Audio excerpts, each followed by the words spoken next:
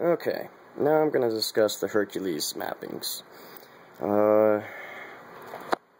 I basically, instead of having this do the EQing and master volume and stuff like that, that's what the external mixer is doing here. Like I said, the old school mixer. So I've set them up to do the effects stuff, which is channel 1, or FX channel 1 and FX unit 2. I guess they're units. And so don't really pay attention to these bottom ones. I'll get into that later. This is about the only one that I'm really using, which is a delay. In my effects, I have set up a regular filter in the first effects slot, a filter 92 in the middle one, which gives you a little bit different sound on the cut, and then an ice verb, which you'll just have to use Tractor. I'm assuming you are if you're watching this, and know what kind of sounds this is going to give you. On the other side, for Effects Unit 2, I have a regular delay. I actually, down here, what I was talking about was a T3 delay, which, again, gives you a little bit different delay. You can do some unique things, or at least what I'm using it for. In the middle, I have a phaser, which I really don't use too much, except in certain situations during the mix. And then heavily, which I love, is the reverb, just a basic reverb. Okay, and as far as the mappings go on the RMX, again, this is going to be effects 1 right there. The one down right in the middle is going to be the middle one. And lastly, the third bottom one is going to be that one. It's the same for this side. The button here will actually turn the effect on and off for each side, so I can have control of turning each individual one on and off. Let's see. This I have set to the middle master effect, or filter, so I can change the cut and the filter, get real low, or just filter out the bass on each individual track, so I can turn it on and off, and lights come on here when it tells me. There are no not all of it lights up on the RMX, which I'm kind of disappointed. It's like, why didn't they just make the rest of it? But hey, it was cheap. Each slot here again represents or correlates to each individual effects slot, where I can scroll up and down through the different effects that are available. But like I said, I usually keep it on a particular one. That's what I've gotten used to and become familiar to it. I just set this to, okay. These I've set to turn on and off the filter for that particular deck, A and B. So that's a must. Obviously, this is going to be the pitch. It changes the pitch, but again, I don't use that. I just have it use sync over there in the corner. And that way I can just toggle it on and off. And if you've already gone through and set all your beat grids through your mappings, then trial and error, then you don't have to really worry about that. You can do that ahead of time, and Tractor will keep track of that and remember it and save it per file. I don't even mess with these, really. That's something I'm going to remap probably to something else, because it's supposed to change the pitch, but with buttons instead of the slider. But I don't use that. Again, if you're using beat gridding, all that, you do all that work ahead of time. Let's see, what next? What is next? Of course, load to deck A and load to deck B. These I have not mapped yet. Of course, there's a few. I left a couple open just to, if I want to add another feature later on. Obviously, the jog wheels do the same thing. I really didn't change the function of those, or the cue, stop, and play. So I can set particular cues, play from it.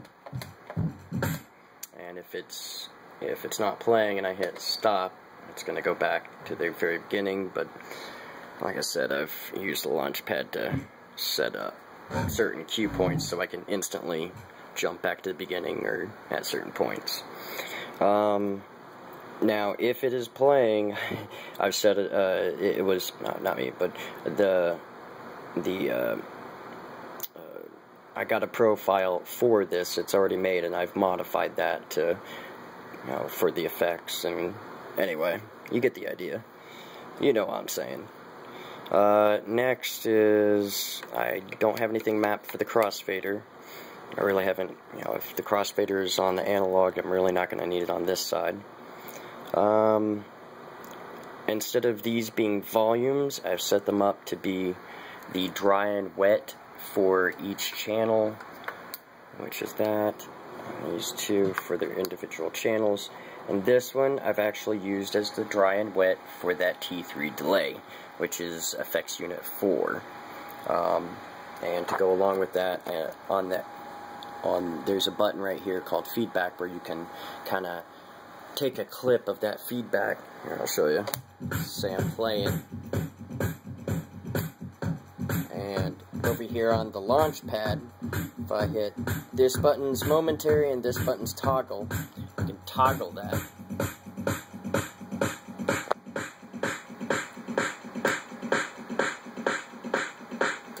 And I'll kind of just sit there and slowly fade off if I wanted to. Or I can turn it off.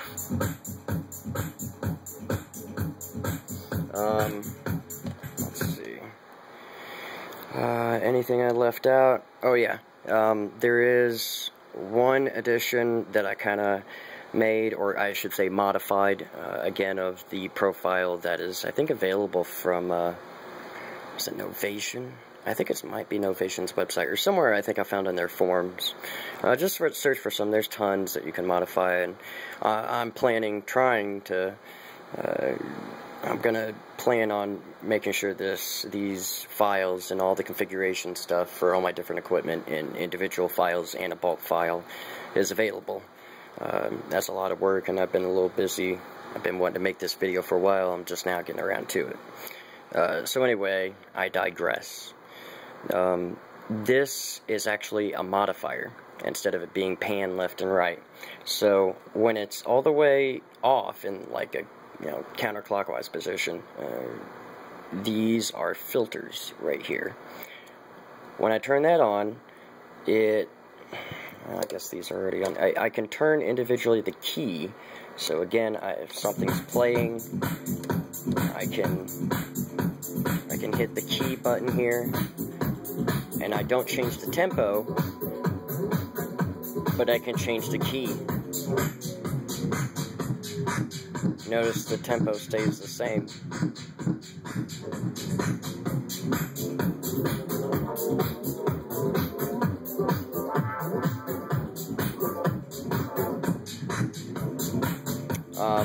Anyway, enough playing around with that. So it'll remember which ones I have on. Say I'd have this off, but I have the filter on, and I have a little bit of filter going on here, and I change into this, but then I suddenly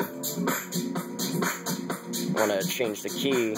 I can switch back and forth. So it remembers what's on, at least on the filters. It'll give me visual feedback that it's kind of loud. It'll give me visual feedback to know, when I'm on key and when I'm on filter.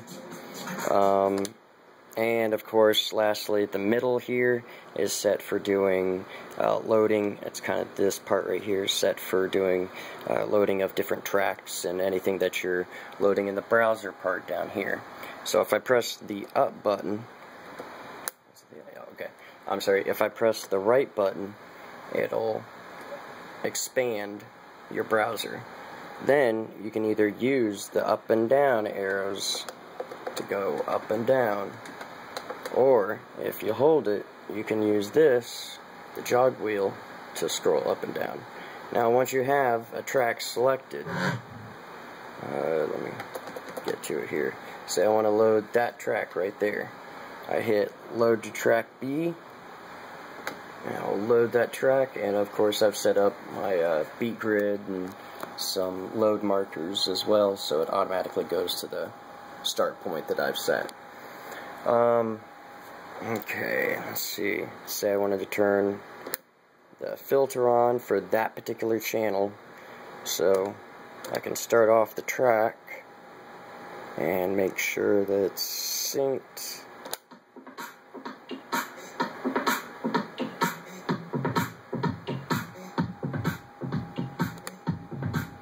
Then turn it off. You can do some neat stuff like that.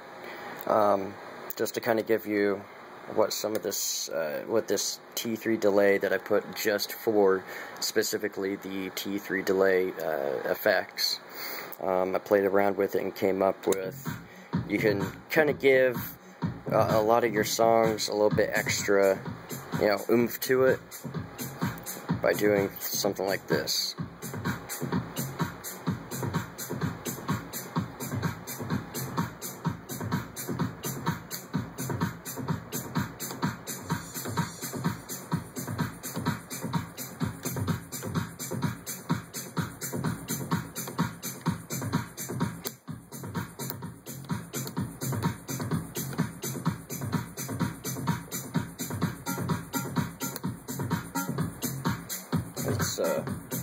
It's interesting what you can do with the delay if you're, actually trying to do something for real.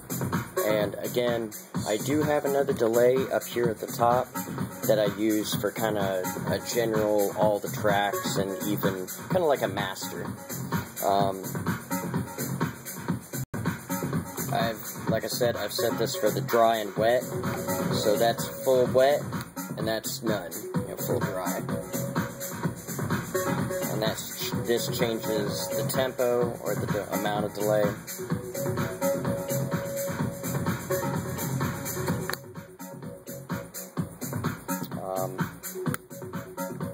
Like I said, this one is the reverb.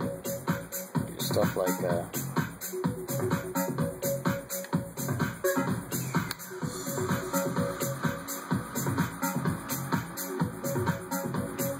kind of hear it in the background.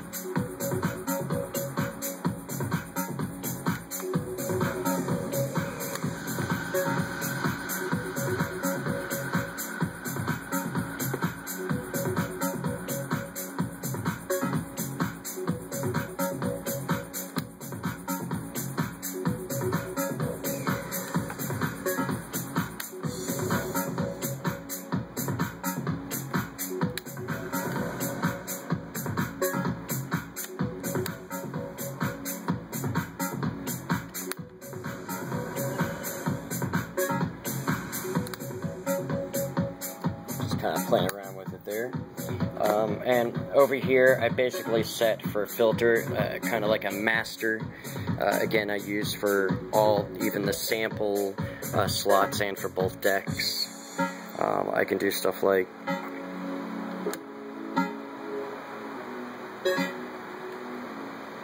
take out just, we get to a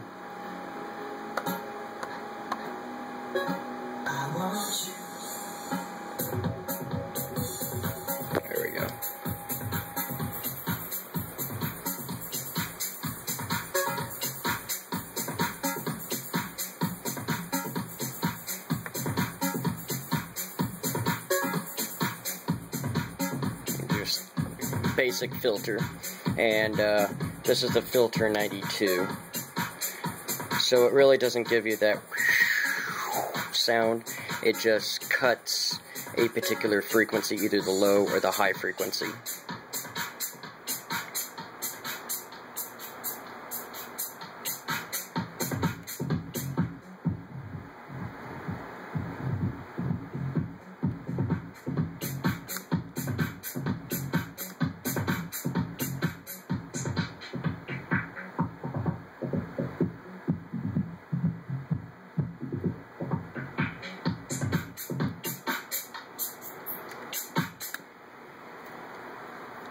Okay.